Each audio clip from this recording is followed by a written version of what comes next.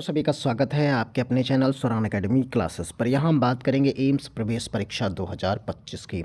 BSc nursing admission form जो है अब उपलब्ध होने वाला है आप सभी को 2025 और 26 के लिए। इसमें कुल खर्चा कितना आता है 4 वर्षों में, इस पर हम बात करेंगे इस पर्टिकुलर वीडियो में।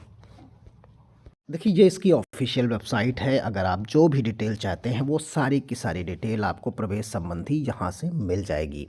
इस पर्टिकुलर वेबसाइट पर आपको आना कहाँ होता है, देखिए नीचे स्क्रॉल करते हैं और यहीं पर आपको एकेडमिक कोर्सेस दिखते हैं। देखिए ये एकेडमिक कोर्सेस आपको यहाँ पर दिख रहे होंगे। इन एकेडमिक कोर्सेस में जब आप जाते हैं तो यहाँ पर नीचे ये सभी के सभी सेक्शंस दिखे हुए हैं। नर्सिंग के लिए आपको यहाँ पर है, तो आप जिस कैटेगरी का यानी जिस कोर्स का फॉर्म भरना चाहते हैं उस पर आपको टिक करना होगा। तो जैसे ही आप बीएससी नर्सिंग पर टिक करते हैं तो यहाँ पर आपको बीएससी नर्सिंग की डिटेल पूरी पिछले साल की भी मिल जाएगी, सीट एलोकेशंस और बाकी चीज़ें। अगर आप चाहते हैं कि कोई प्रॉस्पेक्टस पिछले साल का मिल जाए आपको, तो यहाँ आकर डाउनलोड कर सकते हैं। यहीं पर आपको रजिस्ट्रेशन और बाकी सारी चीज़ें यहीं पर आपको मिल जाएंगी। देखिए ये सारी डिटेल यहीं पर आपको मिलती हैं, तो यहीं से आप सारी चीज़ों को देख भी सकते हैं और समझ भी सकते हैं। अब हम बात करेंगे इसके बाकी डिटेल्स की। करीब करीब 1200 प्लस सीट्स यहाँ पर आपको मिलती हैं। जो टोटल सीट्स हैं बीएससी नर्सिंग के लिए, उसमें करीब 1200 प्लस सीट्स हैं यहाँ पर, या मान के चलिए, और ये थोड़ा सा बढ़ भी सकती हैं इस साल। तो ये चीज़ें आप यहाँ पर देखिए। इसके परीक्षा पैटर्न और एक एक चीज़ के इसी सिलेबस और इसी वेबसाइट से जो जानकारी जुटाई गई है उसी को लिखा गया है, फिर उसी को स्लाइड्स के रूप में हम आपको यहाँ पर दिखा रहे हैं। देखिए यहाँ पर जो फ़ीस के बारे में है वो आप डिटेल देखिए। सबसे पहले फ़ीस जो है आप यहाँ पर पाएंगे कि जो फ़ीस है वो ट्यूशन फ़ीस 600 रुपये रहती है, जो कि 4 वर्षों के लिए होगी तो ये 2400 हो जाएगी।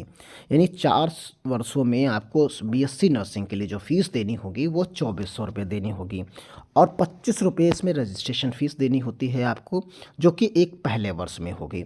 फिर अन्य शुल्क के रूप में 85 रुपये प्रति वर्ष आपको देनी होगी, जो कि 340 रुपये बनेगी।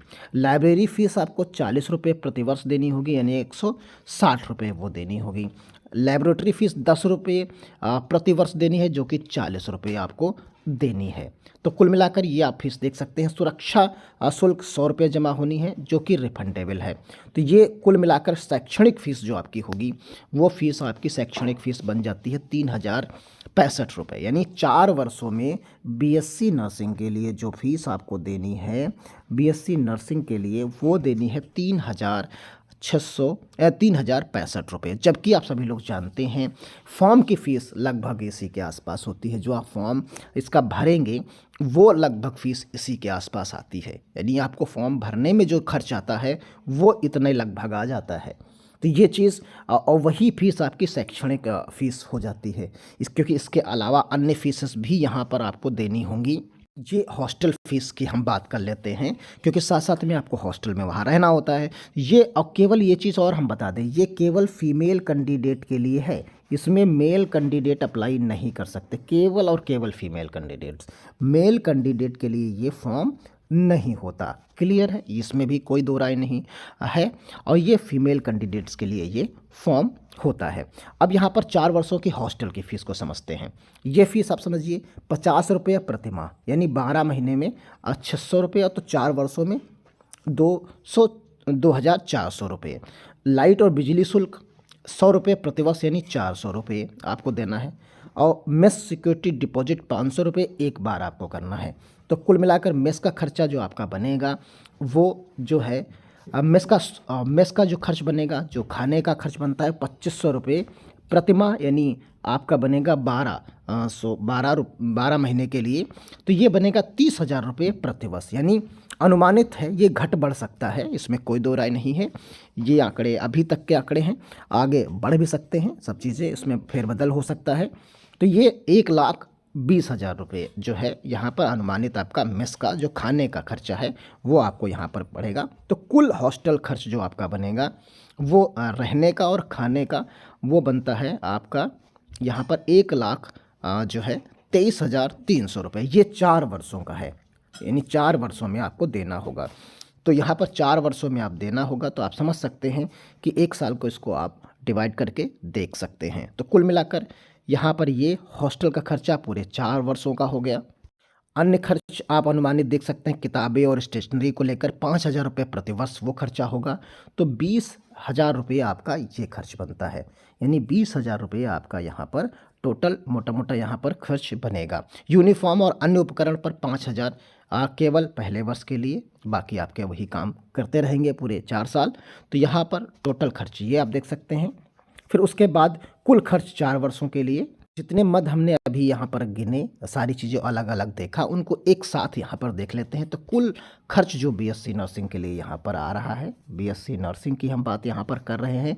तो बीएससी नर्सिंग में शैक्षणिक फीस आपकी 4 सालों के लिए 3,065 रुपये, हॉस्टल और मेस खाने का खर्चा, रहने का खर्चा 1,23,300 रुपये, और अन्य खर्चा जो आपका बन रहा है वो 25,000 रुपये यहाँ पर बन रहा है। तो इस प्रकार कुल मिलाकर जो आपका पूरे जो है 4 वर्षों का जो बनेगा वो लगभग इसी के आसपास जाकर बनेगा, यानी 1,51,365 रुपये लगभग। तो ये पूरा का पूरा खर्च जो है 4 वर्षों के लिए आपका, यानी इतने रुपए में आपकी बीएससी नर्सिंग जो है पूरी होगी।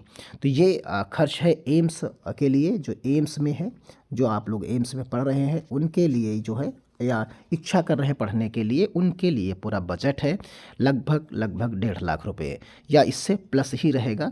और इसे अगर आप इस सत्र के लिए बात कर ले तो 1.5 लाख से जो है 1.50 से लेकर 2 लाख रुपए तक का बजट आपके पास होगा, यानी 50,000 रुपये प्रति वर्ष की बात यहाँ पर कही जा सकती है मोटे तौर पर, कि 50,000 रुपये का पूरा रहना, खाना, पढ़ना सभी का खर्च जो है 50,000 रुपये प्रति वर्ष के जो है कहा जा सकता है।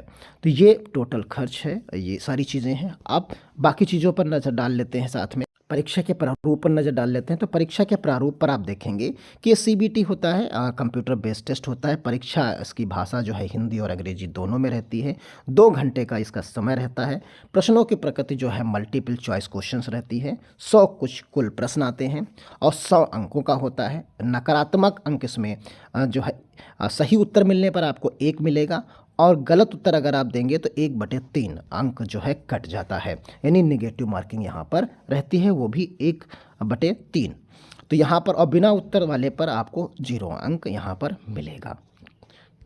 अब अगर कट ऑफ की बात कर लेते हैं कि कितना आपका रैंक पिछले सालों के आधार पर अगर हम बीएससी नर्सिंग के लिए देख लेते हैं कि कितना आता है, तो लगभग अनरिजर्व कैटेगरी के लिए जो है 1,000 रैंक के आसपास आपकी रैंक होनी चाहिए, तभी आपको एडमिशन यहाँ पर मिलता है। इससे ज़्यादा रैंक नहीं होनी चाहिए अगर आप अनरिजर्व कैटेगरी में आते हैं।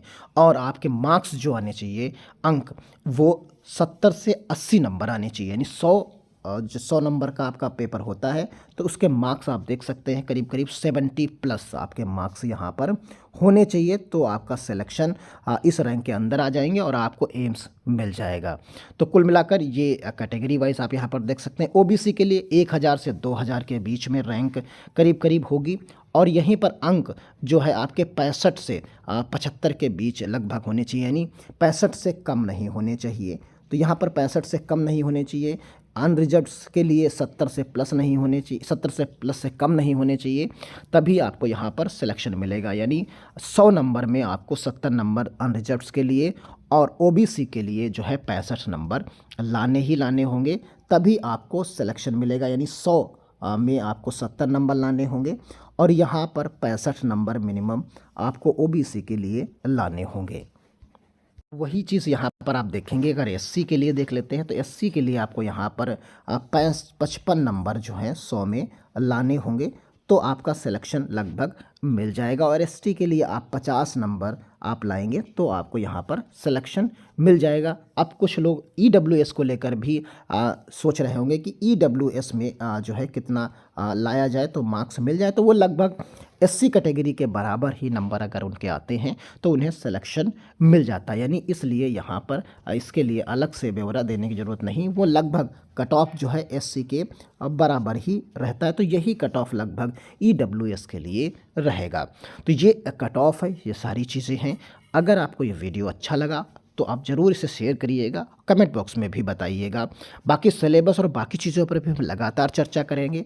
और ये मार्च और जो इसका फॉर्म है वो मार्च 2025 में जो है इसका जो है आ जाएगा। मार्च 2025 में इसका फॉर्म आ जाएगा, तब से आप भर पाएंगे, क्योंकि ये 2 चरण में फॉर्म भरा जाता है। इसके चरण जो होते हैं फॉर्म भरने के लिए वो 2 चरण होते हैं।